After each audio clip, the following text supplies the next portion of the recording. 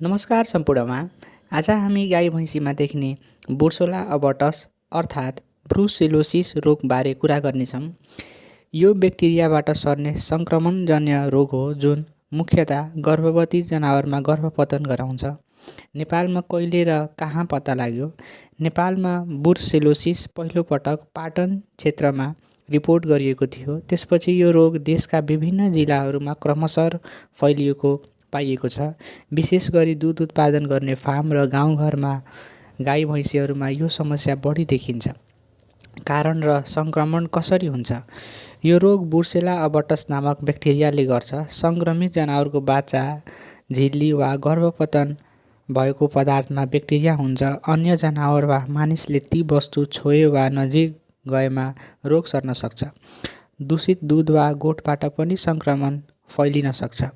मुख्य लक्षणहरू: गर्भवती जनावरले 7 देखि 9 महिनामा गर्भपतन गर्नु, दूध घट्नु र कमजोरी देखिनु, प्लासेन्टा नझर्नु वा ढिलो झर्नु, कहिलेकाहीँ ज्वरो वा प्रजनन समस्या पनि देखिन्छ।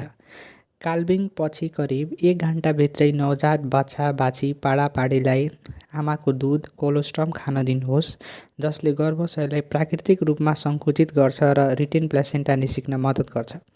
त्यसपछि जनावरलाई न्यानो र स्वच्छ ठाउँमा राख्नुहोस्। थोरै मात्रामा मेथी, ज्वानो र गुँडको मिश्रण गरेर खुवाउन सकिन्छ, जसले शरीरलाई तातो राख्छ र गर्भाशय सङ्कुचनमा सहयोग गर्छ। ध्यान दिनुहोस्, गर्भझिल्ली जबरजस्ती हात तानेर निकाल्ने प्रयास गर्नु हुँदैन। त्यस्तो गर्दा गर्भाशयमा घाउ वा सङ्क्रमण हुन सक्छ, जसले जनावरलाई झन जोखिममा पार्छ।